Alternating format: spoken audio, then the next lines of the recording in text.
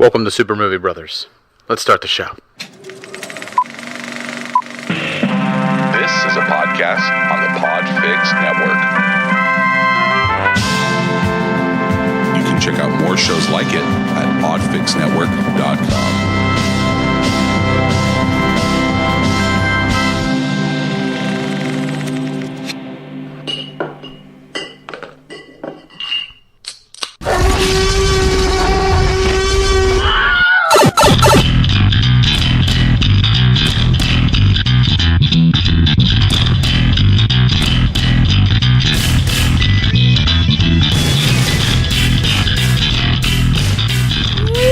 Welcome to Super Movie Brothers, episode 127. I'm your host, Super Movie Brother Dave. I'm your host, Super Movie Brother Jay. Jay? It's been 1 week since you looked at me. Cocked your head to the side and said I'm angry. What are we up to this week, man? Well, I'm not sure about you, but I had a holiday party from work, and it was fine. Fine? You know what fine stands for, don't you? Yeah, unfortunately. Freaked out, Insecure. neurotic. And emotion. We went to a casual bar, Bailey's in Levittown. Good old sports bar, nothing crazy about it. Ugh. It was no more smoking, smoke free now. They have good food, better beer menu. I hate Bailey's. That is a high school reunion when Darts, I go in there. I know, So many people I know. I went to high school with go to that bar. Pool, and I all avoid the good people stuff. from high school like the plague. I don't talk to, like, Kenny is the only person, Yeah. like my friend Kenny, former co-host of Movie Cocktail. We're at that age where it's just so awkward run-ins now. Yeah, it is. Oh, what have you been up to for the past 25 years? Go the fuck away. Who cares? Yeah. Who cares? I don't want to know you. And you have to do it though. That's the I know. problem. You don't have to do it, Jay. You have to feign interest for 30 seconds and say, it was really good seeing you, but I got to get going. You just got here. I got to go.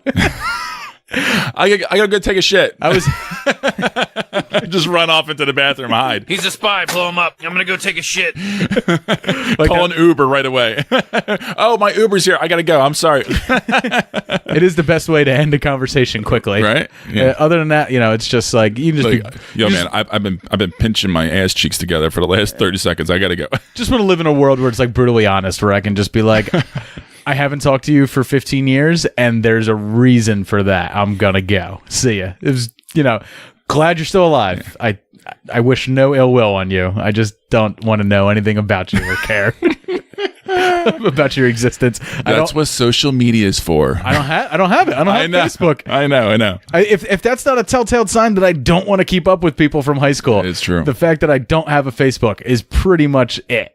That's why I don't have one, because I don't give a fuck what these people who are not in part of my life anymore are up to. I went to a holiday party myself though. It was nice, but it was a little awkward at first because you know me, I'm not like a It takes a little moment for you. yeah, I'm not like a jump into party and get ready guy. And there was kids there too, and Logan was with us and stuff. But it was helps, like a little buffer. it was like one of those. It was one of those parties where it's like kind of like Friendsgiving, where you have friends and your family over. So I didn't really know our host's family that well. Their friends are there, but it's not necessarily That's friends always that tough, I though. know that Yeah. well. Yeah. I can have a few like, hey, how's it going? And I know our hosts well, but I can't really talk to them because they got so many people to go around and talk to and stuff. Mm-hmm. So I just kind of sat there watching Super Monsters on Netflix with my daughter and the other kids. I just got regulated to the kid corner for a while. And then my buddy Funky showed up and Ryan, so I got we started hanging out with them and everything started loosening up once a couple beers Everything fell back into place. were drank and stuff like that. Sure. But the cool part was I took Logan up to the roof, and it's a city house. So when you go up to the roof, you're looking over like other rooftops and stuff. You got that great city scape in the background, and you can see the train going on the L. And Logan was like enamored. She's like, I love this. When I grow up, I'm gonna have a house just like this. She's like, I want to never leave. And then and then my buddy Funky gave her his empty coffee cup, and he's like, yeah, chuck that over the side. It's fine. Yeah, do it. And I was like, don't teach her that. And Logan takes the coffee cup, which is like half full, and chucks it over the railing, and then watches it go all the way down and smack the ground. And she's like, what else can we throw? Don't do that. Don't teach kids that shit, man. But that was a blast, like doing that. And then, man, all I did the whole rest of the weekend, it was a rainy, shitty weekend. So I know, believe me. I was at the rough. movies watching a ton of movies. One of them I did watch with Logan. So, I mean, we're gonna get into what we watched this week, and then we don't have news. There really wasn't any big news to discuss. Nothing that either of you really want to commentate on. So we're gonna do 4 5-minute reviews. 4 of them. We got a review for Bumblebee, Aquaman, Instant Family, and you have another one to review. The favorite. So there's a ton of those. Then we got our beers, and then of course our top 5 Christmas adjacent movies. Movies that take place on or around Christmas, but Christmas is not central to its plot at all. It's more of just a setting. So yeah, I love this category because it opens it up so much more. I'm not a Christmas movie guy. I have like 2 or 3 Christmas movies that I watch. I'm the same way. I really am. I mean, I probably have 4, maybe 3. I'm not exactly sure. But it's Love Actually and Christmas Vacation for me. That's it. But like Home Alone for me is one of them too, and I think there's another couple. I could take Home Alone a little bit, but Lauren was arguing that should be on Christmas adjacent list, and I said no, that's 100% a Christmas Home movie. Alone? Yeah. Oh, that's a Christmas movie. Yeah, it's a Christmas movie, right? The whole thing. They're going on vacation for Christmas. But even he's doing stuff. He's cutting down his own tree, right. And even the old man in the church tells him, they have a conversation about the meaning of Christmas and how family is the meaning of Christmas. That's 100% a Christmas, it's a Christmas movie. Come on, Thanks. Lauren. Thank you. Come on, you can do better, Lauren. Thank you. That's fine. What are you watching? What are we watching? He's trying to watch some illegal channel. Always watching. No, go past this part. In fact, never play this again. All right, man. So what were you up to? What were you watching this week, man? Well, also, I went to the theaters, thank you, AMC A-List, and saw Vox Lux. Now, this is a weird indie movie. Really weird. Very dark, very audacious. It is so it's written, it's Natalie Portman, right? And directed, yes, by Brady Corbett. All the posters and marketing make it look like Black Swan 2. Kinda, yes. Yeah. And it's smart marketing, but she does play a pop star. So but I can't exactly put my finger on who she's trying to emulate. This movie is a goddamn disaster. It's a huge mess of tone. It is so audacious, and I feel like he's trying to send some kind of political message somehow throughout this movie, but it does not nail it on any way or shape or form. It opens with a school shooting, blatant school shooting. Oh my God. Violent. And this young girl, she was one of the survivors, and she sings this song during the community funeral, and it becomes a huge hit. And she becomes a pop star? And then she becomes a pop star after that. And you see her progress, and you see the little nitty-gritty details. Was this a political message that he came up with on LSD, and he's the only one that understands it? Oh, God. Did you eat all this acid? You better pray to God there's some Thorazine in that bag. Otherwise, you're in bad fucking trouble. But then it skips to Natalie Portman's an older version of herself, and then the original girl is her daughter. It gets even more weird, It's how is she still that's her daughter? It just doesn't work. It just does nothing works about. It's all just a little bit of history repeating. It's is she playing Madonna? Because she's a horrible person. She's all over the place. She's emotional. She's crying. Blah blah blah. I mean, the performance is really wild by Natalie Portman. The boldest one I've ever seen of hers, and I give her credit, but. The movie is just a mess, and it ends with the terrible pop songs that was actually written by Sia, who's a pretty good artist, who I actually do kind of like. Never heard of her. You would recognize her songs, but Jay, you don't understand the internet. I don't understand pop stars, and I don't follow them. I don't know who they are. And they were not good songs, and it was a disaster. Just avoid that movie at all costs, please. And then finally, I saw our boy Clint Eastwood, the great. The Mule. Oh, okay. Yeah. That's Bradley Cooper and Clint Eastwood, right? Yeah, and Lawrence Fishburne and Michael Pena. And Clint Eastwood directed, correct? Yes. Awesome. So this is, he's playing this real life actual guy called Earl Stone, and he's a 90-year-old. So it's actually 2 years older than Clint Eastwood. Wow, he's playing up in age. He's playing up, which I found really funny. He's just a horticulturalist. Or horticulturalist. Thank you. Say it phonetically. If you have to put your hand under your chin so you can count the syllables, that's how they taught us in kindergarten when we learned to speak English good. Well, he don't know talking good like me and you, so his vocabularistics is limited to I and am and Groot. Yeah. Good. horticulturist. Yeah, there you go. And a Korean War veteran who is facing financial ruin, and his family is completely estranged from him because for some odd reason he's just a flagrant degenerate asshole who just does not show up for things. It is Gran Torino too. It's a weird version of that.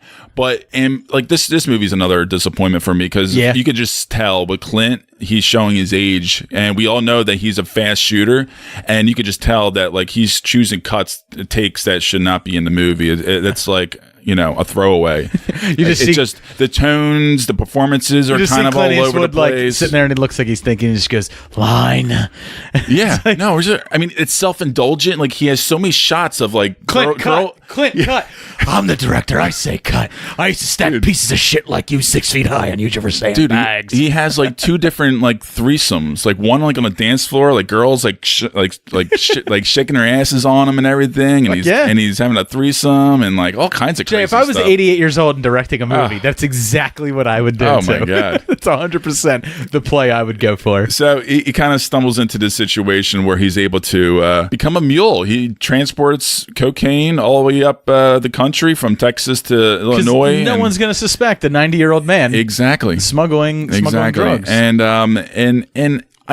it's weird because this is a true story, and I kind of like the idea of it, and the story. It's just not executed well. You know, Hollywood takes ultimate liberties with true stories. Like, well, we're going to be reviewing Instant Family together in the next segment, so we know there's been plenty of liberties taken with that to make it a more entertaining story. Right. I don't mind when they do that. I mean, Tag was an ensemble comedy that took the premise of a true life thing and then made it somewhat more entertaining. So you can do that if it's an interesting premise. You know, I mean, you can't take those type of liberties with something about like a public figure, you know, per se, and they do, but you really shouldn't, because there's plenty of people who know the true story and stuff like that. Oh yeah.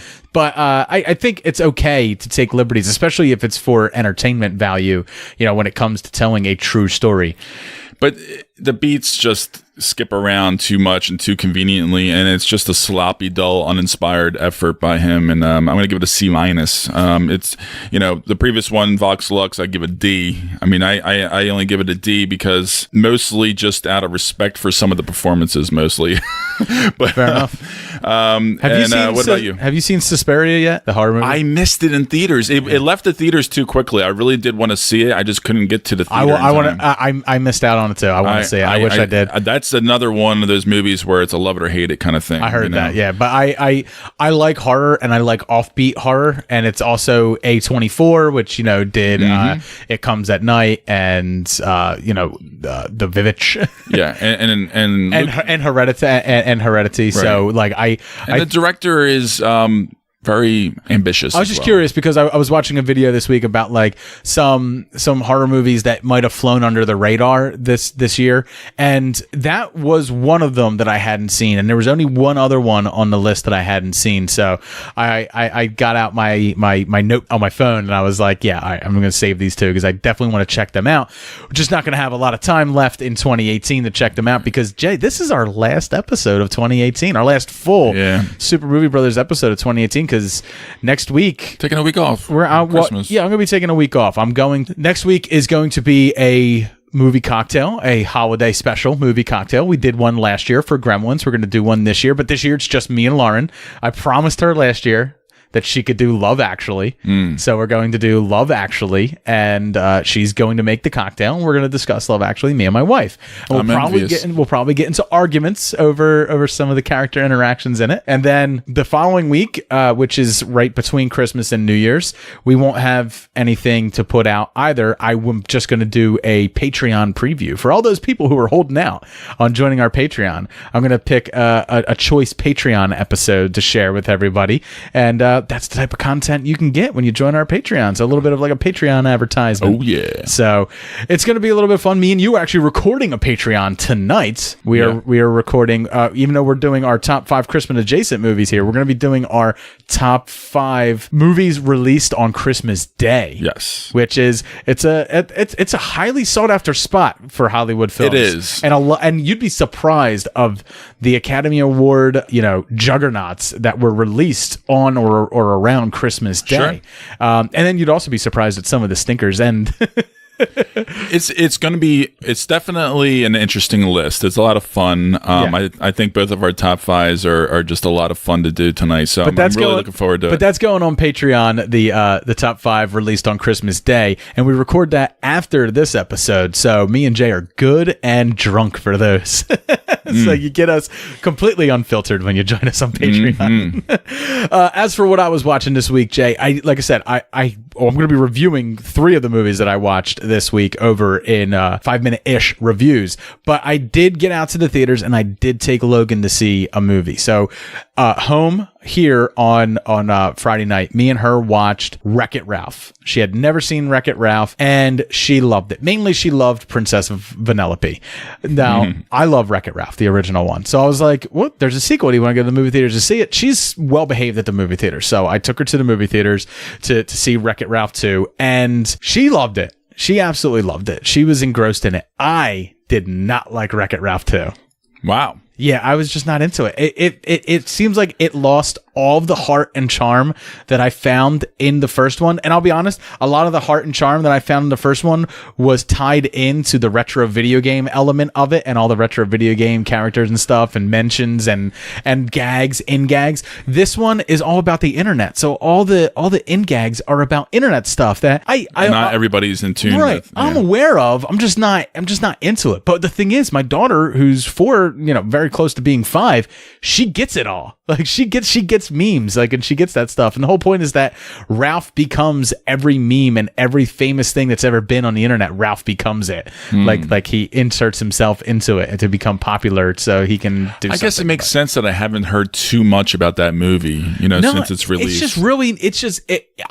In my mind, it's really, okay, but it hits more with certain people that are in the know and that kind of internet world. It really retreaded a lot of stuff from the first film in regards to Ralph and his insecurities, and it was real. All the jokes were pretty much, they seemed recycled and called back from the original one, and then you added into the fact that it's something that is paying homage to the internet rather than something paying homage to retro video games. So let's face it, retro video games has a much higher nostalgia level than the internet does, than last year's hot meme. So so for me, like, watching it, I just wasn't getting into it. But my daughter loved it. It was still in that animated movie wrapping with the same type of jokes and fart humor that she finds hilarious. So I went with it. I didn't hate the movie. It's just nowhere near as good as the original. So I just I didn't love it, and that's rare for me. Usually I love most Disney animated fare, but I didn't love this one. All right, Jay, before we head over and we get into our 5-minute-ish reviews,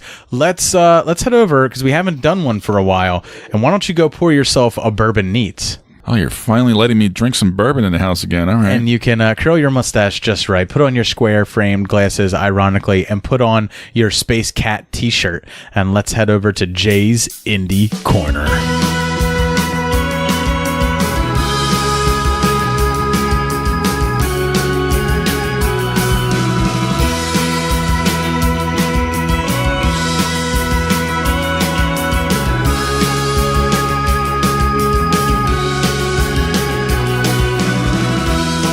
Now it's time for Jay's Indie Corner. Jay, you got a little indie ditty that you want to share with all of us. What is the name of that indie film? And I shall deliver the fake synopsis of correctitude, sir. Roma. That doesn't help at all. What's that actually called? Roma. Yeah, you can't roll your R's. Don't even try. Roma. You don't even have 1 ounce of Latin sass in you. You shill of a man. All right. So in my mind, Roma. It's one word, and I hate when you give me one word indie films to come up with a fake synopsis. I don't make the titles. So, but I'm gonna say Roma is the story of Gladiator from the dog's perspective, but the dog's name is Roma. So the film starts with the Germanic, with the fight with the Germanic tribes in the beginning, and it picks up after Maximus has been captured and taken off to fight in the gladiator arenas. Roma, his dog, has been following him the entire time, and he's always getting into the rings, and because dogs used to fight with the gladiators, and he's actually fighting in the same arenas that he's in, but they never get to cross paths until, Jay, Maximus tragically dies at the end and Roma lays next to his grave after Digimon Hansu buries him, and that's where the film ends as a tear rolls down your cheek and the dog's. See, you didn't give me a whole lot to go off of there. No, but dogs, man. I'm a dog lover, man. Come on. I'd pay to see that movie. That's what Gladiator 2 should be. Ridley Scott, pay me. All right, listen here, you cunt. We're never going to make a movie about a fucking dog. Get the fuck out of here, you bitch. Just buy him a bottle of scotch and a cigar. He'll love you. Ridley Scott calls me and tells me that, and then 2 years later, we see the trailer for Gladiator 2. Well, no. And it's about he's a fan. It's about a dog. And then I'm going to call him up and be like, what the fuck, Ridley? You cunt. I'm a genius. I came up with all of it. I stole nothing from Blumkunt. Oh, Blumkunt. Oh my. All right, Jack, what is the story of Roma about? Okay, so this is the very personal story by Alfonso Cuarón. He wrote and directed this movie. It is currently playing in theaters, select theaters as of now, expanding, but it just dropped on Netflix as well. So everybody in the fucking world can watch it right now. Much like Annihilation earlier this year for international audiences. Right. So this film is taking place in 1970 and 1971, taking place in Roma, which is like a neighborhood right outside of Mexico City. And it follows the life of Cleo. She is a housemaid from a upper middle class kind of family, 4 young kids, a doctor husband, kind of a bitchy wife, her mother, and another housemaid also in the house. And, it's a slice of life movie, and it's all it really is. And it is shot and directed in such an exquisite black and white format with brilliant production design and staged long shots of different kind of events that are just so soul inducing, where you are absorbed into this movie. It does take about a half hour or so for you to get the flow of it and really get invested within the family. My only little knack would probably be that you don't really feel too much for the kids, because everything's kind of shot in the back, like everything's kind of in the distance. The only real close-ups you'll really ever get is with Cleo, and it follows her story. And she was a big inspiration from Alfonso Cuarón's life growing up. So it does pay homage to her and her life and how amazing of a human being that she really is. Not just being the family servant, but like also just going through some hard times and through this radical era of the 70s and in Mexico. And it's an exquisite film. I definitely ugly cried and shed more tears than I ever have in a long time. I mean, tears were hitting all the way down my cheek towards the end there. So it was by far one of the best films that I've seen this year. I'm giving it an A. It is a little lengthy. And like I said, I feel like you just didn't quite care enough with the family members along with Cleo enough to really just get sucked into the movie even more. But overall, it is an exquisite piece. Well done. Once again, Alfonso Cuarón, definitely still one of my favorite directors out there. Done? Done. 100% would rather see my movie about Maxis Decimus Meridius's dog. Whatever. I should start doing polls in 2019 when we do Indie Corner to see which film people would rather see, Dave's fake synopsis film or Jay's indie bomb. It sounds very interesting but boring. It is to some people, of course, 100%. I mean, it's not for. Look, indie movies are not for everybody. They never have been. I mean, you're into it or not. I'm not saying, it's for everybody, but if for people who are into those kind of films, it's one of the best made movies that you'll see this year. I know one person who would like to see Jay's Indie Corner go away. My dear old dad. Oh yeah. He's already skipped over this segment. Come on. He skipped over it long ago. So some of the other listeners. But hey, I give you your platform once a quarter. All it takes, like once every all 3 it takes is one person to love it, and that's all I care about. All right, Jay, let's head over and let's get into our 5-minute-ish reviews for Aquaman, Bumblebee, The Favorite, which you're going to be reviewing, and Instant Family, which we are going to be reviewing together. Yes. It is a quadripalooza of 5-minute-ish reviews, all spoiler-free for everybody.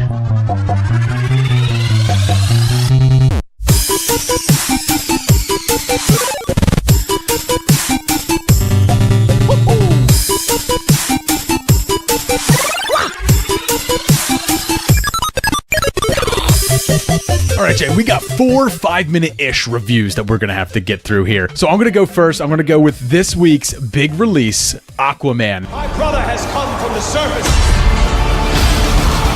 to challenge me for the throne.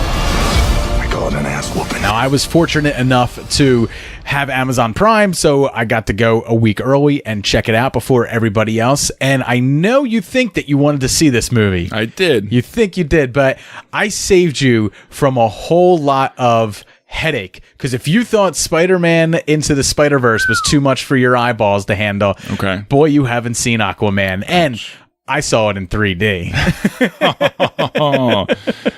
All right, bring it to me. Let me hear it. Arthur is the first son of the Atlantean Queen. He is a hero on the surface world, but is shunned by the kingdoms of Atlantis, ruled by his villainous half-brother Orm, the future Ocean Master, played by Patrick Wilson. To save both Atlantis and the surface world from the wrath of Orm, Arthur and his new lady friend Mira must find the Trident of Atalan, defeat Orm, and unite the ocean kingdoms and the surface world. I'm gonna be honest, Jay. Aquaman, it's fun. The setting is bright and it's colorful. The characters are paper thin, but in a script that doesn't require them to do more than clang big forks together underwater while spouting one-liners, that type of paper thin characters can almost be forgiven. Aquaman will be pulpy and cheesy fun for some people, and it'll be completely grating on the nerves for others, and may even hurt their eyeballs in cases of people like you, Jay, because I know how sensitive those little white orbs in your head are. I am. Momoa brings his style to the character in similar fashion as his role in Justice League, but here you were getting a lot more of it, Jay. That's not really a plus or minus on the movie per se. It's just a fact. You're getting more of Momoa. So if you liked Momoa in Justice League, you're probably going to like him here. I personally didn't like Momoa and the one-liners. I just didn't like the Aquaman character. I actually like Jason Momoa. I had a lot of fun watching him on SNL a couple weeks ago, so it's nothing against him as an actor. I just don't like this character. I don't like the way that they're portraying him too much. The true terrible thing about the movie, and most heartbreaking for me, is the character of Orm, who, like I said, was played by Patrick Wilson. He's an actor that both me and you really, truly respect, but here he's reduced to a roulette wheel of villain cliches and lines that are truly awful. And what's even more painful is that Dolph Lundgren puts in a better performance here than Patrick Wilson does, which is crazy to me. Now, Patrick Wilson has a little bit more to work. He has more scenes. He's still prettier. Well, he's way prettier. And me and Lauren had a big problem here because me and Lauren were talking about this. Patrick Wilson is somewhere in his mid to late 40s, right? Jason Momoa in his early to mid 30s. Jason Momoa plays the older brother here. And when they're standing next to each other, you look at Patrick Wilson and you go, no, that dude looks 40. Yeah. That dude looks, I don't believe he's the baby brother of nobody. I know he put on some weight, try to bulk up to kind of he did. equal you can actually size. say, yeah, he was pretty. He was pretty ripped up. Yeah, I mean, not as ripped up as Momoa when he gets the new Aquaman outfit, because we've all seen those photos. They like he looks like Ben Affleck in the Batman padding in it. Right. Like they added 25 pounds. It of looks like muscle metal to him. or something, like a layer of just right. It just looks like they added 25 pounds of muscle to him in that new outfit that they put on him. Right. The classic outfit, the OG Aquaman outfit. That was a little weird because you see Jason Momoa practically shirtless the entire movie. He's slim, he's cut, but he's cut up, he's well built and stuff like that. Then you see him in that, and you're just like, shit. Hot damn. He looks like a tree trunk with arms walking around. Just a gold tree trunk with arms, swinging a big metal fork.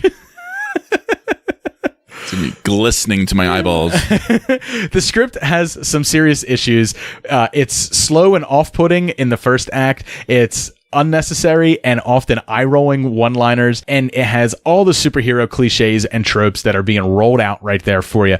The only thing that's different is the fact that there's water and that the characters are spending a lot of time in it, and the water effects look really good. I'll be honest, the CGI looks fantastic. I like the bright colors of it. I thought from the trailers and stuff that I was going to get sick of it, but you get a nice break from that CGI porn fest in the middle, and you take some time on Terra, on some nice ground and with natural lighting and stuff, and it just kind of recenters the film, and that's, there's the second act leading into the third act. It starts getting a whole lot better. It doesn't become anything fantastic, right, but it starts getting a whole lot better. But my biggest axe to grind with this movie is the score. It's just as grating as the dialogue, and the big problem is anytime anyone speaks or ends a sentence, especially in the first act, whatever they end on is punctuated by like a bum bum.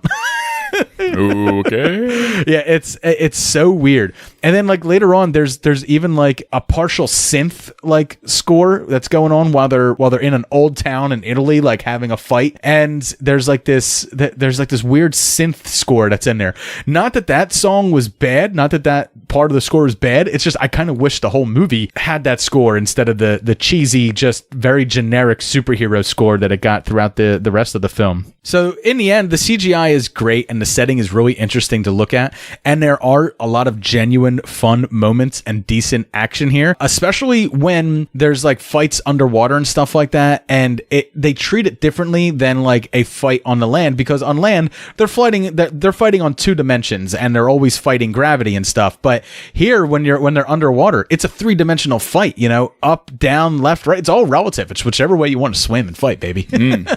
So that is a little bit of fun, but I just got to warn everybody, don't put this on a pedestal and don't expect it to be a game changer that will put the DCEU back on track, because this ain't the vehicle to do it. This one's not doing it. I'm giving it a C. Okay. Nothing. I was thinking on maybe a little lower, but I know I talked about a lot of bad there, but like I said, that second act really just it found its place, kind of like if it was more sure of itself. I think you get comfortable with it by that point, and I think, like I said, this was just script issues from the get-go. A little bit of pacing, the pacing's not bad, and the flashbacks they do are not as grating as I thought they would be. They're not as, I hate flashbacks in a movie. I think there are a lot of crutch and stuff, but it actually wasn't too bad the way they did them. They were brief. And they weren't exposition dumps. They were more of character moments. So I think it did a lot better there with that. But yeah, and then you come back for the third act, and it's honestly just a race to the finish now. Now it's just, all right, nut up or shut up. Final fight time. Let's do it. Okay. Big CGI fight coming up. All right, Jay, I have another film that I got to review, and it's Bumblebee, but we're going to save that for the end. So, Jay, get into your film that you're going to be reviewing for everybody. Well, I am going to be one of this year's Academy Award favorite movies, The Favorite, Dave. It is important to make new friends in court, is it not? You're so beautiful. Stop it, don't you mock me. If I were a man, I would ravish you. You have become close to Abigail. She is a viper. You're jealous. You must send Abigail away. I do not want to. Let's shoot something. This is directed by Yorgos Lanthimos, and he previously did The Lobster and The Killing of a Sacred Deer. Both very wild, ambitious movies. Not for everybody. Both are on my list to watch this weekend, because this is a weekend when I don't have Logan, so okay. I stay up late long. I wasn't sure if you saw The Lobster already or not, but I know you love the trailer. Say it. Have you given any thought to what animal you'd like to be? I would like to be a lobster. A lobster is an excellent choice. Just love that. I know. I always loved it.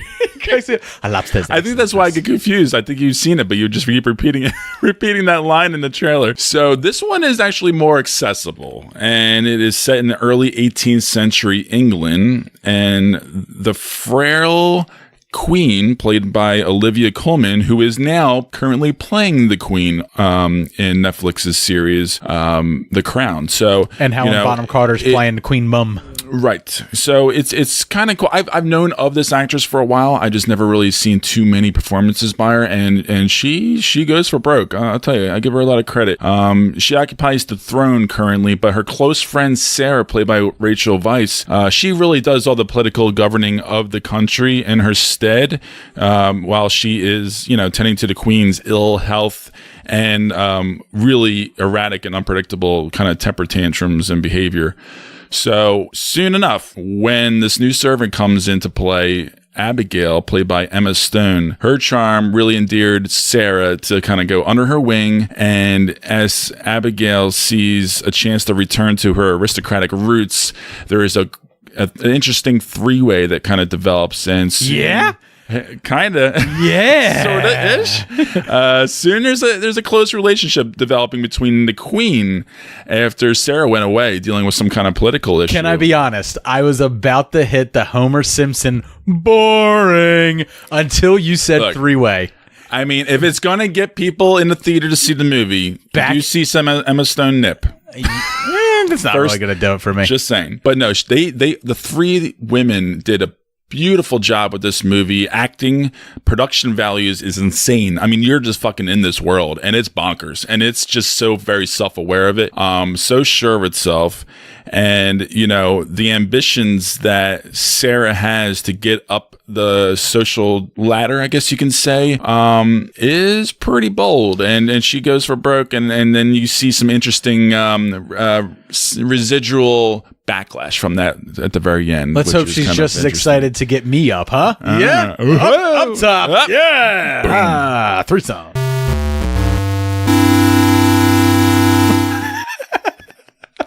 There's some lady love involved, that's for sure. But so I'm going to give this an A- because it is certainly one of the most original movies I've seen, and it is thoroughly entertaining, very witty script, and ballsy performances. What's the downside for you? Why not an A? What keeps it an A-? It's a little too long. Was it that the nip slip was not all you expected it to be, Jay? Were you putting Emma Stone's titties on a pedestal? No. It was lovely. It was lovely. It was just a little too long, and ultimately you really just didn't care, about any of the actresses. It was fun to watch, but you didn't give a shit about any of them, so you weren't emotionally invested. I hate movies about awful people. Like, you were entertained. Okay. Thoroughly entertained by these awful people. Yeah. That is the Royal Tenenbaums. That is every Wes Anderson movie. Kind of. And I love those, but they have a little bit more charm to them than this, it sounds like. Yeah, it's dark. All right, man. Me and you got a film that we're going to be reviewing together. It's Instant Family. I love what you two are doing with this house, but what are you going to do with 5 bedrooms? You guys are obviously never having kids. Ellie, people who take in foster kids are really special. The kind of people who volunteer when it's not even a holiday. We don't even volunteer on a holiday. FYI, we can all hear you. It's okay. Go mingle with the kitties and don't give it another thought. Bye-bye. She was cool. Lizzie comes with 2 younger siblings. 3 kids? Too much. Oh my God. They're adorable. Why would you show us that? That's wrong. Instant Family is the story of Ellen and Peter Wagner, played by Mark Wahlberg and Rose Byron. They are a couple who have built a successful business, but waited slightly too long to have children. They decide to adopt 3 children to grow their family, and they are completely unprepared for the turmoil and emotional baggage that this will add to their life. Now, to be honest with you, Jay, the marketing for this movie, both me and you agree, makes this looks like Neighbors with Mark Wahlberg. Like, this is going to be, Neighbors 3, and it is a knockout, drag-out comedy, and the trailer sells you on it. I'll be honest with you.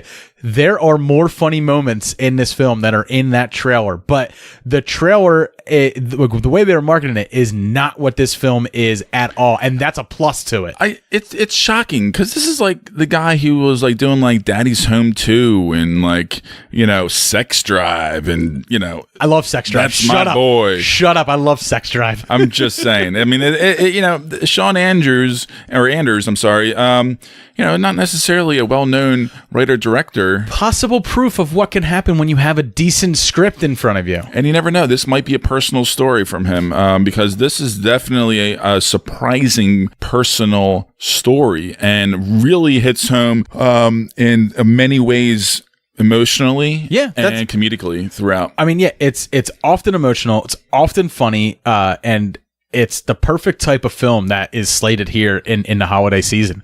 I think it's honestly pretty special with the way it balances those truly genuine emotional moments that feel earned, and the comedy is actually surprisingly sharp. And I love how like a little bit irreverent the comedy is at times. Like there's a moment where they're talking about like how they just can't wait to take these kids back to the adoption agency and drop them off and get back to their life. The honesty of the movie was kind of jarring because they did not respond in certain ways that you would expect. As a parent and having talked to other parents, everyone has that thought. Everyone's like and some people may not want to admit it, but you have thought about not necessarily that, but you've joked about it, and you've thought about just screaming in your kid's face when they scream at you.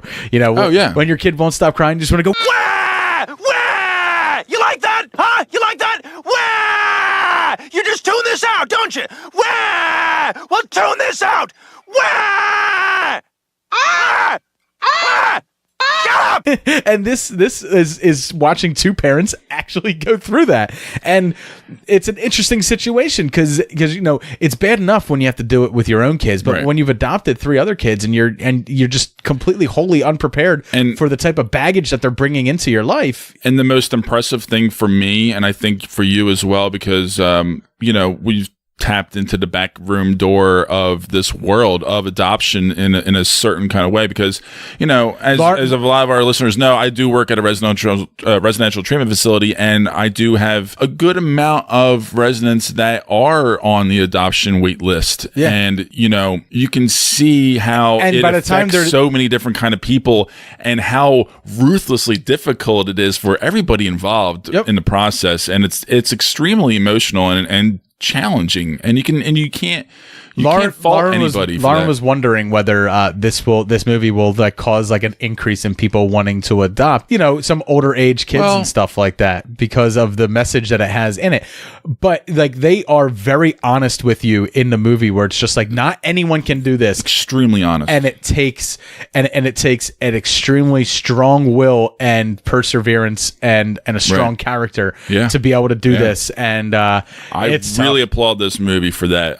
The honesty. And it very easily could have gone to like an ABC sitcom level, but it actually never gets that stale. And I'll be honest, I felt like Mark Wahlberg and Rose Byron were perfectly cast here. Great chemistry. And the supporting cast is fantastic as well. From the people working at the adoption agency, down to some of the ancillary family characters and stuff like that. Especially Mark Wahlberg's mom in it.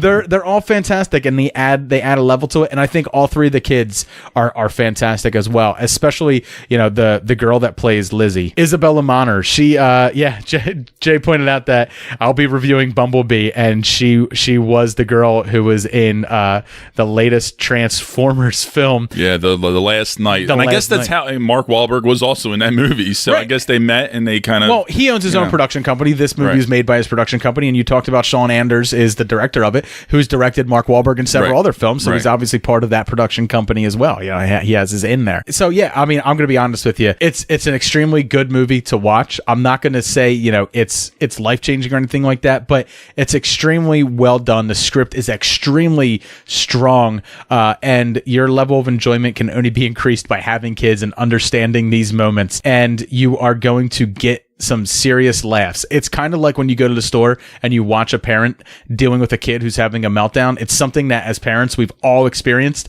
but we can laugh at it because we feel for them, but we're really fucking glad that it's not happening to us. Oh yeah. I really enjoyed it, man. I would be giving this movie an A-. I'm going to give it an A- as well, to be honest. It's certainly one of the more surprising movies of the year for me, and I really respected the balls that it had, to be honest, and to really go head on a subject matter that is really president in the world that doesn't get touched upon yet. The reason mine's an A- comes down to some scenes with Rose Byron's family, I wasn't crazy about. In fact, like even the opening scene with Tom Segura, where they're showing the house and stuff like that, it's literally the first scene of the movie. Yeah. Well, it's not perfect. It's not a perfect movie, but I wasn't with it. It's certainly worthy of an A grade level because it really delivers on the comedy and the emotional aspects of the film, and also the real blunt, honest story of the film that they're trying to tell. So you have to give them merit for that, and they really deliver on that. Absolutely. All right, Jay, I got one final film to review here. I got lucky again, and I know a guy who got me into an early screening of a thing.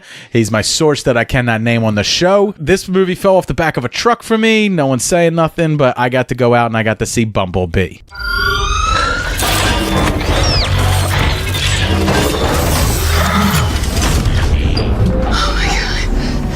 I've seen firsthand. These things really are. Bumblebee.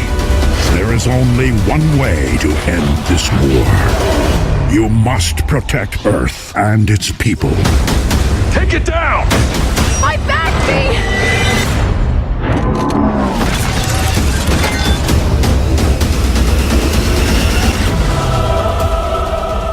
Bumblebee is the story of Autobot B-127, who is sent to Earth by Autobot leader Optimus Prime to set up a refuge against the Decepticons. Bumblebee, as he will come to be named, runs afoul of the U.S. military who has aligned themselves with the Decepticons and seeks asylum with Charlie Watson, played by Haley Steinfeld, an 18-year-old girl with some emotional baggage. Bee disguises himself as her disheveled antique VW Beetle, forms a bond with Charlie, and must keep her safe as the military and Decepticons come knocking at her front door. Are you ready for this, Jay? This was my favorite Transformers film ever.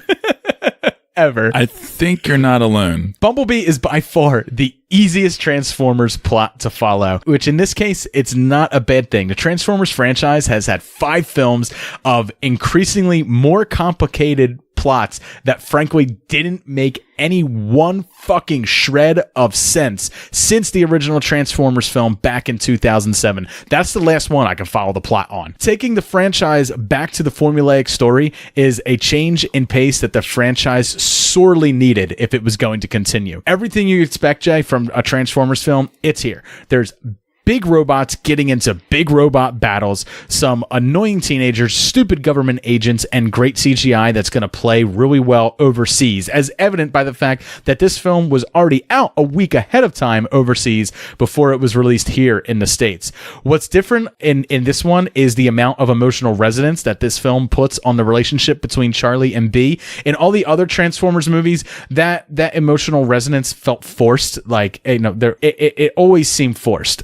But here, because they're following one robot protagonist and we're not following an entire team of Autobots, the teenage sidekick, you know, emotional side story, it works. You know, it's not hidden or reduced by the eye-fucking brain hemorrhage inducing big battles that were confusing and difficult to follow in previous installments in the franchise. Because that was always my big problem, is you have these big action set pieces and stuff like that where there's 5 to 6 Autobots fighting off 10 to 12 Decepticons, and they all look very similar. So everything that's going on, right, it's just so hard to follow. Yeah. Here, they really dialed down they kind of simplified their designs a little bit, allowed more color to show, so that way it's easier to tell which one's Bumblebee and which one's Starscream, or which one's, you know, any of the other giant robots that he's fighting in this movie. So, well, I find it interesting because they brought in a female, very nude writer, Christina Hodson, to do the screenplay for this, and Travis Knight, who's also, this is only an early movie for him as well, but he did the brilliant Kubo and the Two Strings, so he's a visionary as well. So they obviously had a pretty clear idea of what they wanted to pull off. I think that's what it comes down to, is they kissed it. They kept it simple, stupid. Like, that's what they did. Right. Keep it simple, stupid. And it worked. And they added this little 80s, you know, setting, which is a nice little wrapping to put the package in. I mean, the coolest thing about it, Jay, is the fact that they show the war on Cybertron at certain points in this movie. And that's something that fans have always wanted to see, especially fans of the Transformers franchise.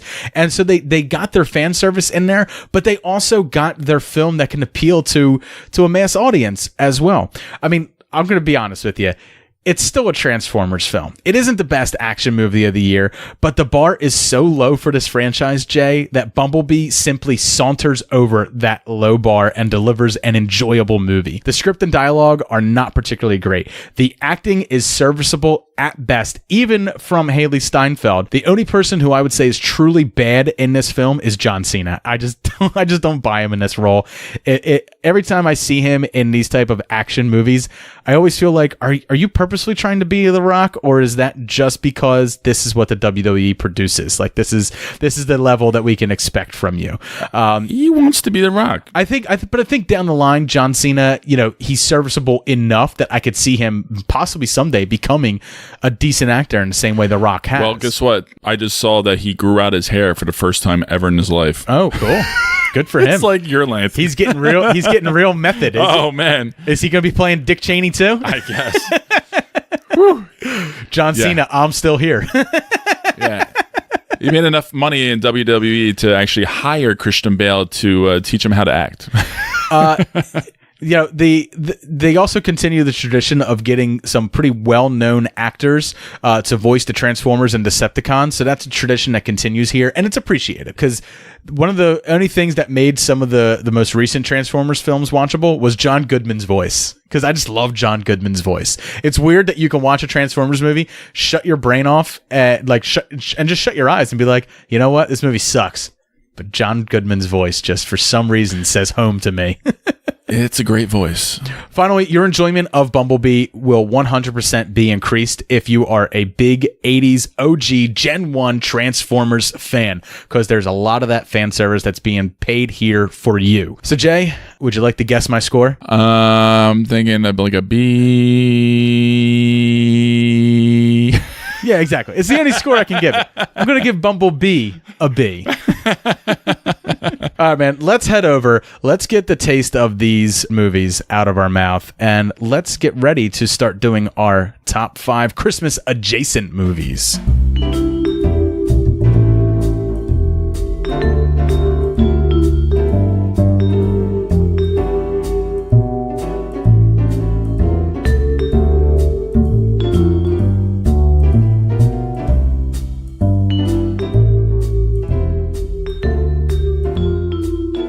Welcome back to the beer segment. Me and Jay got 2 beers that we are going to be reviewing for you, but before we do that, we're going to drop a line to our sponsor, Blowfish. Blowfish is the only FDA-approved hangover cure. What it is 2 tablets that you drop into 8 to 12 ounces of water, drink that down, and your hangover starts to feel better within minutes.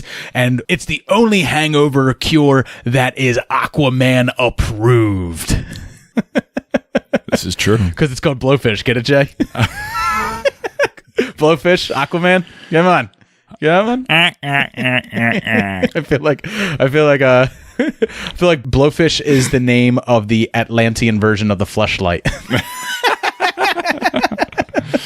So if you want to get yourself some Blowfish, head over to www.forhangovers.com. That's FOR hangovers.com and use the promo code SMBFish to get your 15% off. This stuff is to cure hangovers, not for fucking. All right, Jay, me and you got to do a drunk scene before we get into reviewing our beers. And I figured what better type of drunk scene to do than one starring Jason Momoa as Aquaman himself.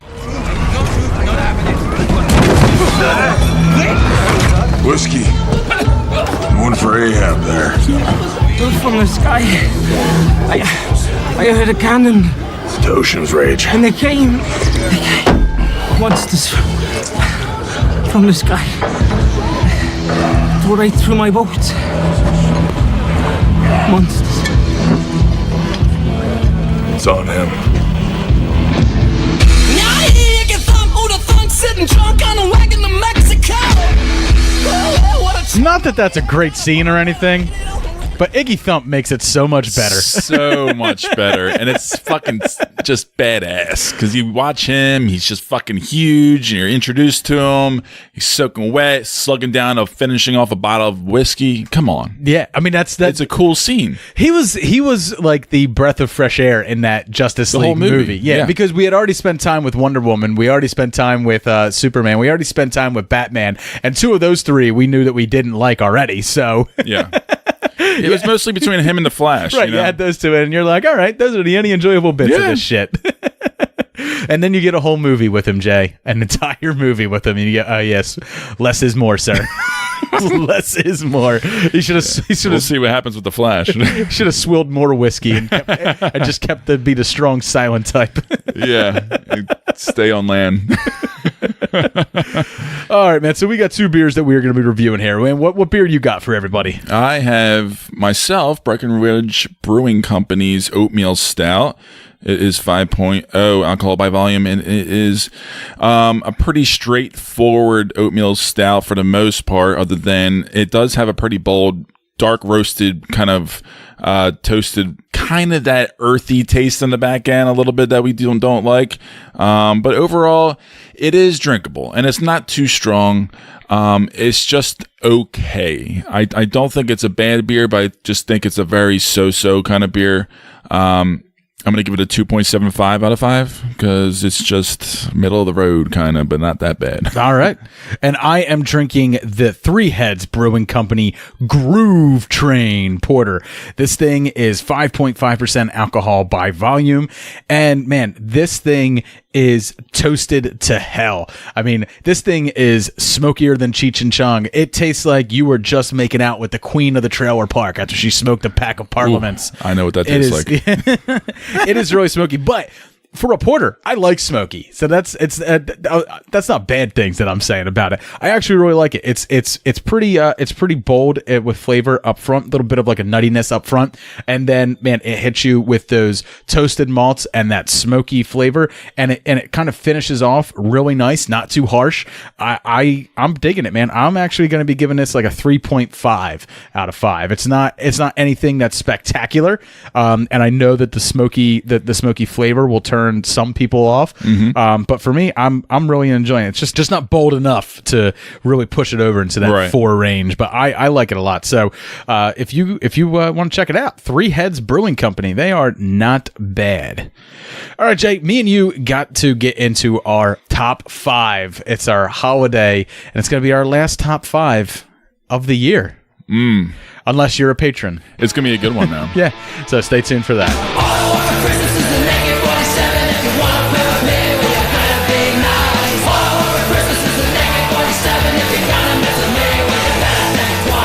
Jay, we got a really fun top 5 that we're going to do here to end the year. We're going to be doing our top 5 Christmas adjacent movies. These are all movies that take place on or around Christmas with Christmas as a setting. However, Christmas is not part of the plot at all, really. Or if it is, it's minor it's extremely subtext. Minor. It's minor subtext. So there's not going to be any Home Alones. There's not going to be any Christmas Vacation, a Christmas Story. None of the normal Christmas movie fare can be found here. And I think it's probably safe to say that we've probably all seen our picks. Oh yeah, I would think. I would think our top 5. You know, we've both seen these movies. So I'm going to start off. Okay. Because I'm really excited. I love this category. I think it's going to be a fun top 5, along with our Patreon top 5. And I'm going to start it off with one of my favorite good late night throw-ons, The Ice Harvest. Does this mean you're rich, Charlie? Because if you are, we could run away together. It is a thought. Leaving Wichita? Damn right it's a thought. Maybe we should leave now. In case you haven't noticed, there's a hockey rink out there. Boy, I didn't realize how slippery that was. That is an awesome movie. Flies under the radar way too much. I don't think people realize how nice of a little short and sweet and taut little gem this is of dark black humor and espionage. It's the best use of Randy Quaid's craziness since he played Cousin Eddie in all the vacation movies, and also Billy Bob Thornton, you know, and all of his great scuzziness. And John Cusack is forever the 16-year-old boy playing an adult, playing in awkward situations. But again, it's perfect. It's just perfect casting, and it's so much fun. And the noir elements are fantastic. The the dryness of it all, the weird Christmas aspect of it all, because it's a heist taking place on Christmas Eve. It rolls into Christmas Day later on in the movie, but it's just the setting, it's the backdrop. But it's really all about these characters in this small little town going through like an all-night bender, while these characters are living on the edge, trying to get away with murder, essentially.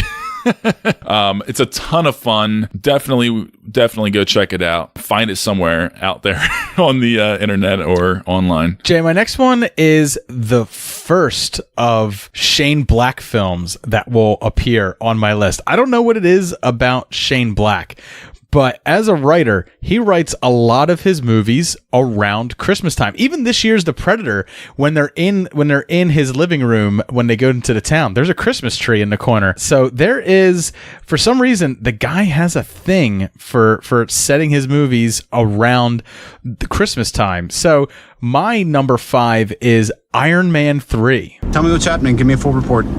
Yeah, I'm still eating that candy. Do you want me to keep eating it? How much you had? 2 or 3 bowls. Can you still see straight? Sort of. That means you're fine. Give me Jarvis. Jarvis, how are we? It's totally fine, sir. I seem to do quite well for a stretch, and then at the end of the sentence, I say the wrong cranberry. Which does take place during Christmas. If you remember in the movie, he actually buys Pepper Potts a massive teddy bear, and that's her Christmas present. And then when he goes to the town in Tennessee, it's Christmas there too. It's a very minor thing in the movie, but I know a lot of people disliked Iron Man 3. It was better than Iron Man 2, but it wasn't as good as Iron Man 1. But there are so many elements in Iron Man 3 that I enjoy. There's plenty that I don't enjoy, don't get me wrong, but I think I should rewatch it. Yeah. It's been a long time. All that stuff that goes on in the town with Tony and the little kid, I love. I love when Tony and Rhodey go to that mansion in Miami and like they clear the place. I love that scene too. There's several scenes that I'm not too crazy about in it, but ultimately I really enjoy the character development that they give to Tony in that movie. They take it away immediately after in the next Avengers movie because the whole point is to get rid of his Iron Man suits, and he has a whole shit ton of Iron Man suits in the next one. But I like this movie, and of course it's the Shane Black writing, man. It's that buddy cop, that snappy dialogue that I just absolutely love that Shane Black does. So this is the first entry that Shane Black will have on my list for Iron Man 3. Very cool. So my number 4 is Stanley Kubrick's Eyes Wide Shut. Oh, of course it is. May I have the password, please? Fidelio. That's right, sir. That is the password for admittance. But may I ask, what is the password for the house? The password for the house. Yes? I'm sorry, I seem to have forgotten it. Say no more. You're a fucking pervert to the end. I love this movie. It's still haunting to me. It's still just a special treasure that I will probably be putting on relatively soon. You're the only person who's like, this is a treasure. To me, it is. I know. It is. That's why I said you're the only one. That's why I said you're the only one. I love the hauntingness of the story, the characters going through the city, trying to figure things out in this mysterious New York, and all set back in the backdrop of New York and Christmas time. So it's a gorgeous looking movie. It's I can be dull at times, I think, for a lot of people, but it's extremely edge of your seat kind of movie that does not. Most guys peruse the internet itself to find the perfect 30 seconds of a clip to finish to. I feel like you just watch Eyes Wide Shut certain scenes. No. I feel like that's what you do. No. I appreciate this movie thoroughly. I mean, the score alone is hypnotic. And the performances. I mean, I know there's so much about this movie that I love. So many long scenes between Nicole Kidman to Tom Cruise, and also I think it's a far cry from what Kubrick used Sidney to do Pollack. back in the 60s Sidney and 70s. Pollack. You and all your other film buff friends who you don't have can go blow each other while you watch it. And it doesn't accurately portray orgies, Jay. It's not how it's a bunch of old disgusting men standing in a corner masturbating while one woman is in the middle. Donald Trump and all of his friends probably go there every weekend. Jay, my number 4 involves Colin Farrell going to a town fighting a midget. All while on the lam from a hit gone wrong. It's in Bruges. Bruges is a shithole. Bruges is not a shithole. Bruges is a shithole. Ray, we've only just got off the fucking train. Could we reserve judgment on Bruges until we've seen the fucking place? I know it's going to be a shithole. Ken, I grew up in Dublin. I love Dublin. If I'd grown up on a farm and was retarded, Bruges might impress me. But I didn't, so it doesn't. I fucking love this movie. I did too. In Bruges, I'm not gonna. You want to talk about irreverent comedy? That is irreverent comedy.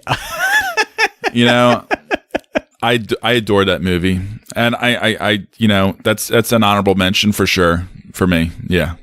It's got a surprising amount of heart in it, but Colin Farrell is just extremely funny. His comedic timing is like on point in it, and he's just like this failed hitman who just can't get anything right. And it's a lot like The Ice Harvest, where like a lot of things just keep going wrong for him, right? And then they mix in that level of like of physical comedy too, where he's slipping on ice or something's falling on his head, and of course he fights a midget.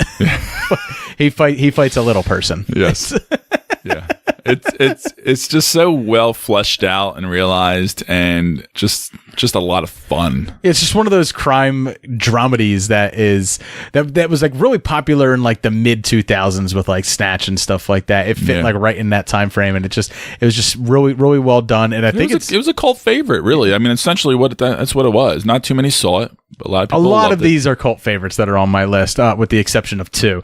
All right, Jay, what's your number 3? I am going to go with the controversial Die Hard. I don't know if that's on your list or not. It's my number 3. Go to the coast. We'll get together. Have a few laughs. Now I have a machine gun. Ho, ho, ho. That is my number 3 as well. Wow, cool. Very cool. We could better talk about it. I think honestly, what keeps it a little bit in the mid place on the list is just because everyone just fucking ruined it for me. They harp on it so much. Exactly, and these other 2 movies I think are just a little bit more rewatchable, or just hold a little bit more deeper place in my heart. Yeah. So Die Hard's fantastic. Don't get me wrong. Oh, of course. And it's one of the most near perfect action movies ever made. Oh yeah. But people have killed it for me. Like, they've just killed it every to death. Like, fucking year. It gets brought up and brought up, and it's like you're doing this movie a disservice almost. Right. Like you're not respecting it and just enjoying it for what it is. I watch it in July. Yeah, when you're just fantasizing about better times. Christmas time. I watch Die Hard with a Vengeance, which takes place in the summertime in December. So I feel nice and warm. I don't mind that movie. Oh, I love that movie, dude. I love that a lot. Samuel L. Jackson's so good in Die Hard 3. Some people don't like it. I'm like, are you fucking kidding me? I love it. He keeps calling him Jesus. You're on the edge of your seat. Man, my name's not Jesus. It's Zeus, as in the Greek god of lightning, as in I will shove a lightning bolt up your ass, Zeus.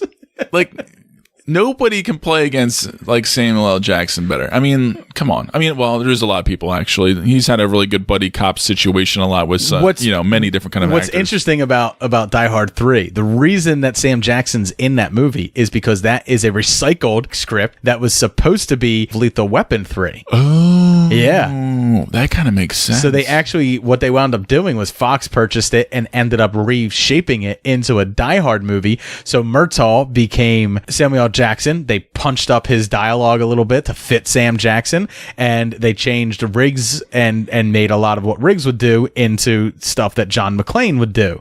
And it's not the same script, but it's repurposed to fit. And I think that's interesting. Where like they're both like 2 dueling franchises that like in the 80s and early 90s were just like killing it with action movies and stuff, especially the first 2 at least. And then Shane Black took his stab at Lethal Weapon 3. The studio didn't like like it. They went with a new writer, new directors, and moved on without Shane Black, and his script just sat there, and they wound up selling it to Fox, which I think is interesting. We're not talking about the original Die Hard at all. We're talking about Die Hard 3 so much more. But it's okay. But that's okay, because honestly, everybody knows Die Hard. It is what it is, and I think that's a good little story you added to that, because I don't think many people know about that story from the script of Die Hard 3. Right? But everyone knows that Hans Gruber is one of the best villains ever. I absolutely love it. I absolutely love it. And Die Hard has a pretty interesting story itself. I was watching the director's commentary on it probably about like a year or two ago, and they were talking about how Alan Rickman can do like the perfect American accent to sound like an asshole. So they actually wrote that scene in the air ducts where he changes his voice, where he's Bill Clay. And everyone's like, he just sounds like the perfect asshole. My favorite character in the movie is Ellis, though. The coke snorting salesman. Hans, Bubby, baby. Bubby, baby. He gets shot in the head. Die Hard is a fantastic... He should have been shot in the head a lot sooner. It's a fantastically paced action movie, and I absolutely love it. It's just, it gets killed, so it stays in the middle for me. I agree. All right, Jay, coming back to you for your number 2. All right, fuck you, Dave. You're going to hate me. Batman Returns. I can really get into this meta stuff. It's not about power. It's about reaching out to people, touching people, groping people. My name's not Penguin. It's Oswald Cobblepot. Oswald, there's somebody here to see you.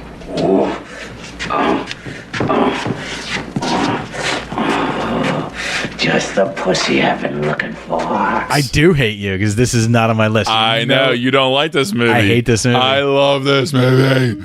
This movie, I ate it up. Still, when a kid, as an adult, I don't give a shit. I still thoroughly enjoy Michael Keaton as my Batman, Danny DeVito playing the Penguin, Michelle Pfeiffer playing a sexy-ass Catwoman. Jay, I was so confident that this was going to be on your list.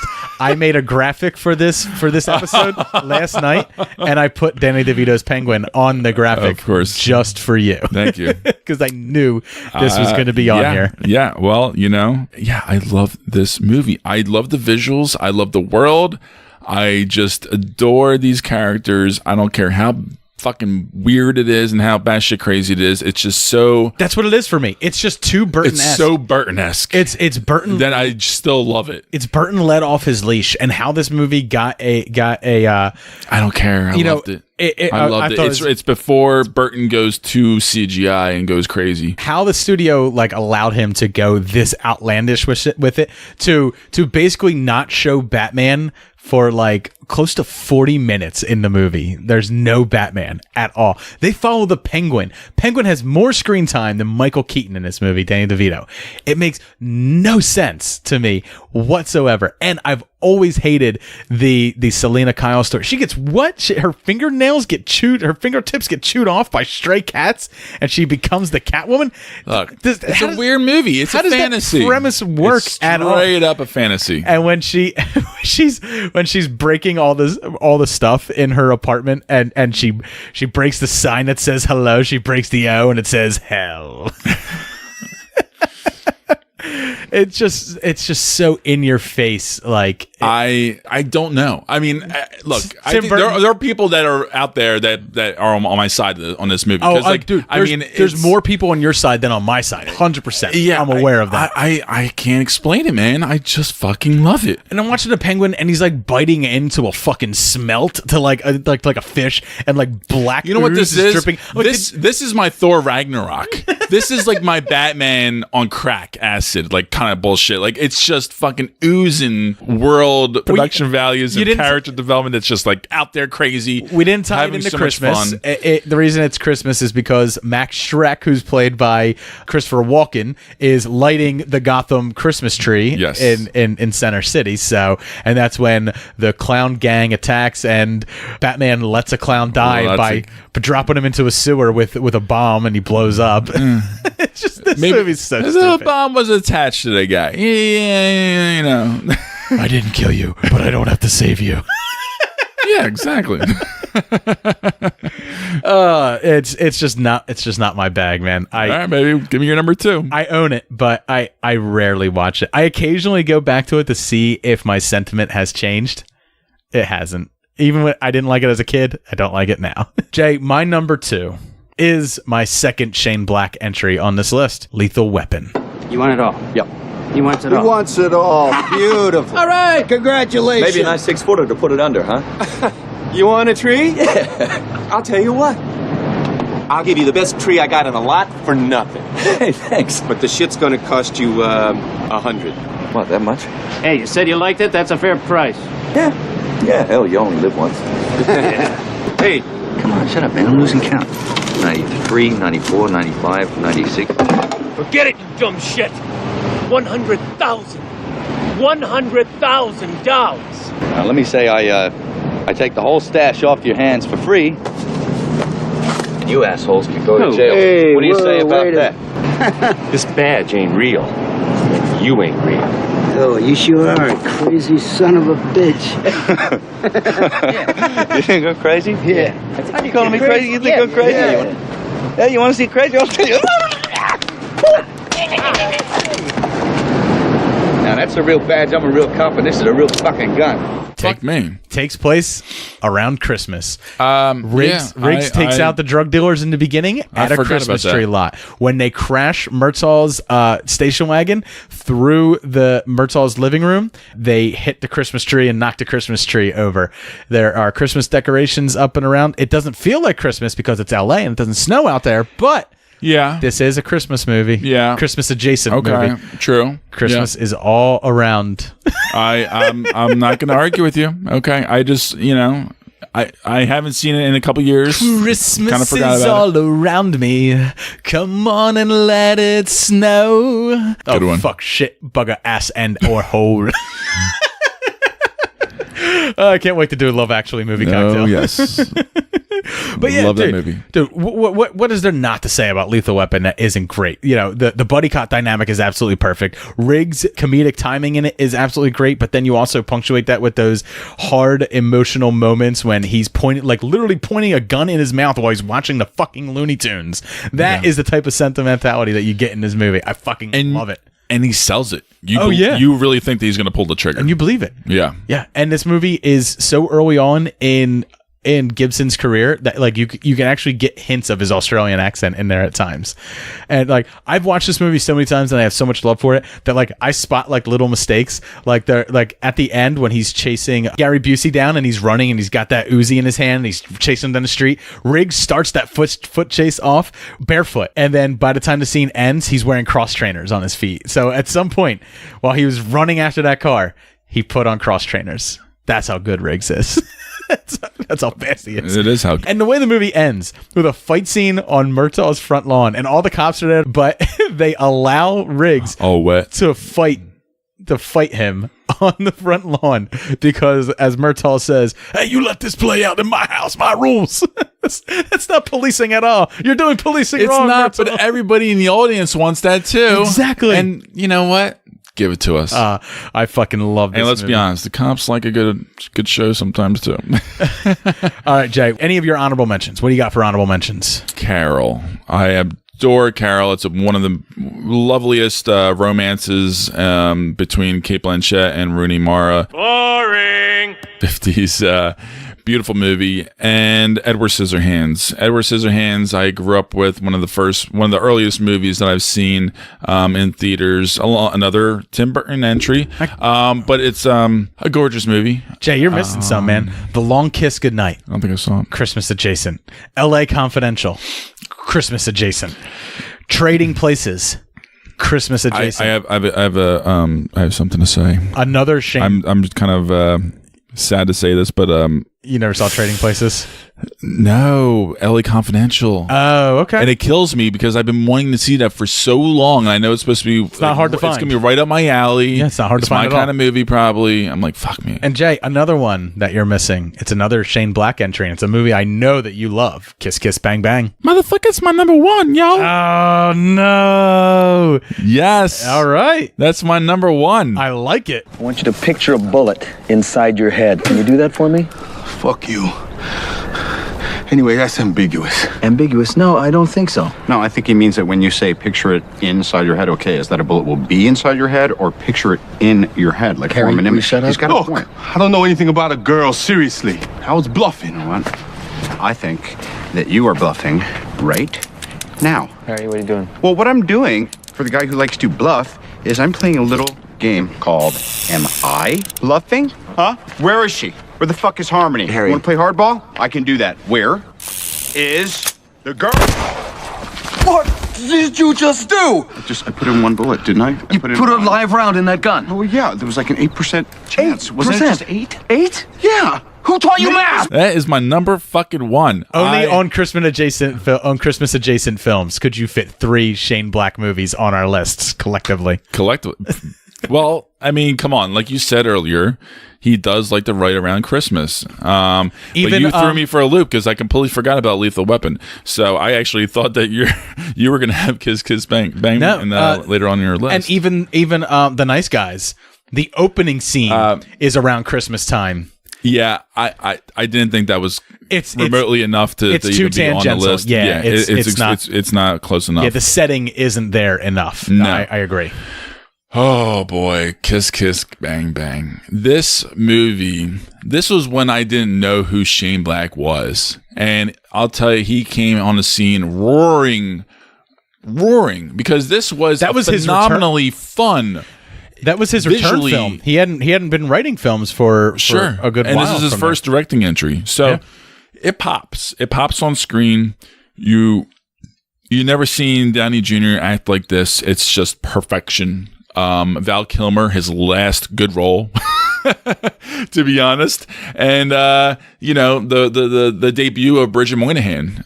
She's always a great little actress. And let's face it, this is the first time you realized that you were bisexual when you watched those two kiss.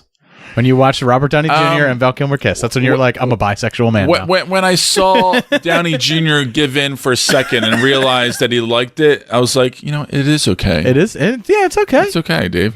It's okay. Yeah. And when you kissed me on your wedding day, I was like, you know what? It's okay. I did. I planted a smacker right on Jay's lips, right on my friend Kenny's lips. You did. Well, it was my girlfriend at the time. She's like, Jason kissed the boy. Jason kissed the boy. Just she goes to show her age. Yeah, and I was 24 years old. Well, I think what we were talking about was like women making, like how guys get women drunk and like oh, make out, that's so cool. Yeah. But women don't do that to men because women don't really want to see it. And then I forget, I think someone basically said because men don't want to kiss each other. And I was like, what's wrong with a man kissing a man? I was like, I got no. Oh, yeah. And then there was that guy who was making homophobic comments to the right of us. And that's when I was like, that's it. Like, it was like this twofold where like we're talking about. So I was like, fuck it. I will kiss. I'll close mouth. Nothing sensual. Yeah. No tongue. And this was like, not just the after bar from the wedding, but also the after bar at the wedding. So, we were pretty tuned up and having a good time then. And I'm comfortable enough with my sexuality that I could say. Yeah, it was lovely. Still straight afterwards, guys. Still fine. It's all good. Yeah, me too. I wasn't crazy about the whiskers, I mean, Ignore the half chub. Ignore the half chub. I'm not turned on at all. But this movie is just a load of fun. It's rewatchable. It is just thoroughly entertaining. I completely just absolutely love the movie. And it's just a thrilling buddy cop mystery. I mean, come on. I mean, it's just so much fun. I just really enjoyed the movie. It's great for the holidays. It's great for any time of the year. Boom. Jay, my number one. We did a movie cocktail holiday special for it last year. Because you never can tell. There just might be a gremlin in your house. It's Gremlins, baby. Fucking love Gremlins. Whole movie takes place around Christmas. The entire town's decorated for Christmas. There's snow everywhere, which makes no sense because all the gremlins should be multiplying every time they step into the snow, but I'm not even going to pay attention to that. I fucking love this movie. I guess that does qualify. Mischievous little creatures. It's kind of a Christmas movie. It's in an ass backwards way. It's slightly horrifying, mostly funny, and just absolutely a delight to watch. Like that's the way I look at it, and I absolutely fucking love it. To the plush little doll of Gizmo, hamming it up for the screen and everything like that. You know, the little touches that Steven Spielberg added to it, and dude, Phoebe Cates' Christmas story is haunting. It haunts me to this day because I was a little kid and she's telling the story about how her dad tried to sneak down the chimney to pretend to be Santa, got caught up there. They listed him missing for weeks, and the only time they realized he died in the chimney was when they could smell him. It's fucked up. It is fucked up. It's a fucked up movie. I know people love this movie. It's just not my movie, man. It's just not my movie. I mean, it's just, I don't know. It's not my jam. I love like the little idiosyncrasies of the family too, where like, you know, the mom is complaining about everything in her kitchen and how none of it works, but they become the weapons that she uses against the gremlins when they're attacking her. And the father is this failed inventor who's always trying to make something. And of course he sees the Mogwais as a chance to make money with how fast they can reproduce. The Peltzer pet. Every kid will want one. Every kid. It's just, I absolutely love this movie to its core. I can't talk about it enough, and I already talked about it last year on our movie cocktail. Where is your little special. gremlins around the studio here? I don't have one. Oh my lord! I had a Mogwai. Somebody send Super Movie Brother Dave a gremlin for Christmas. I had a Mogwai.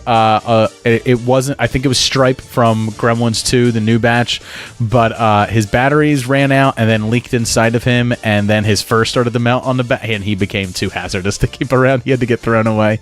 So, but I do absolutely love and cherish this movie. Because remember, I said when I watch movies, a lot of times I'm still stuck in this.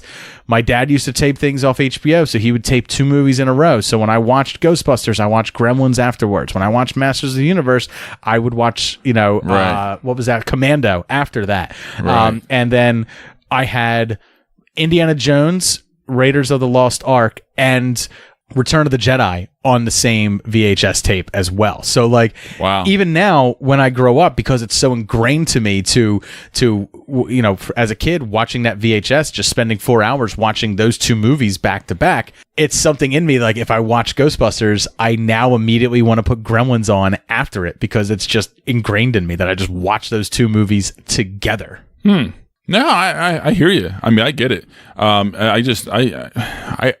I'm trying to think. I can't remember all the movies I used to record because it wasn't too often. Because like I said, my parents were not movie people. They did not watch those kind of things. Oh, my parents had HBO and they were taking full advantage of it. And when they bought a VCR that could record, which was a big deal at that time. Sure. And then they would record movies off of HBO. Because I remember like if it's cool is I still have some of those VHSs. I don't have a VCR who can play them, but you could put them in and you can see like old HBO commercials and stuff like that on it. It's crazy. Wow. Yeah. I'm kind of fascinated. And like sometimes like between movies, they would play like 30 minutes of just like movie trailers, like, coming this month, like because they would want to keep like a schedule of the film. So like sometimes they'd have 15-20 minutes in between runnings of shows. So they would when play. Did HBO start? Was that like the mid-90s? In the 80s. Oh God, 80s. Yeah. If you think about all these films that I'm talking about, these are all 80s movies. These are all mid-80s. The HBO stuff. You used to have to get like an antenna, like a vein, like an antenna. Like I did not know they were that old. Yeah, like this HBO. big triangular Holy antenna shit. that you would put on your roof to get HBO. Revolutionary, state of the art. Every house got to have one. Well, and you know what's funny too? Like I don't know. I'm actually really curious about how successful HBO is still doing nowadays. Pretty well. Yeah, but they're not quite keeping up with the times though so much. Don't you feel like they're sort of slightly falling? No, I think they've offered a little bit. I think they've offered themselves up to a whole new audience of people who don't even have cable subscriptions but are still paying $15.99 a month for HBO now. Like me. Like you, exactly.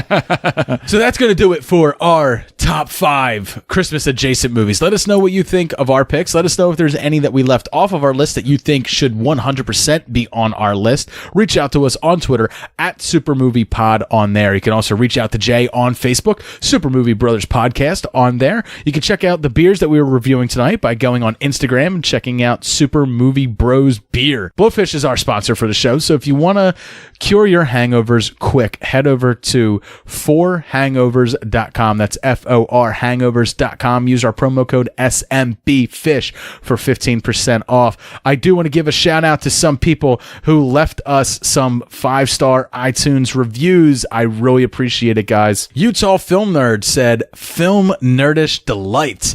A little Wilhelm scream to start off each episode. These broskies are just a delight. Juicy reviews and hilarious banter on recent films. Great audio quality, which is a must. Wonderful sound bites. Great, charming movie pod." Thanks so much. That is all everything you said just means so much, because it's all the work that we, mainly me, puts into this show. So I really appreciate hearing it. Thank you very much, Utah Film Nerd. Stephalophagus said, "Dave and Jay give great takes on motion pictures they've seen with a healthy helping of comedy. 5 stars! Exclamation point. Thanks a lot, Stephalophagus." The Dare Daniel podcast said, "Top notch. Super slick, well-produced show with edge. I love how it emulates the familiar, but has its own twist on popular movie discussion. The hosts have real banter and make each episode lively and listenable." So thank you very much, Dan Daniel podcast. And I encourage everybody to leave us a review on iTunes if you check out the show through Apple Podcasts. Thank you so much, guys. Really appreciate it. And then I also want to thank all of our Patreon producers: Alex Duty Dutram, Chris Brayton, Jason Short, Justin Winters, Kimberly Rosales, Neil Matz, and Thomas Iannucci. I want to thank all of you guys for being the producers on this show. We didn't run any Trailer Park music this week, but our Trailer Park theme is done by Thomas Iannucci, one of our patrons. You can check him out over on Spotify. That is Thomas Iannucci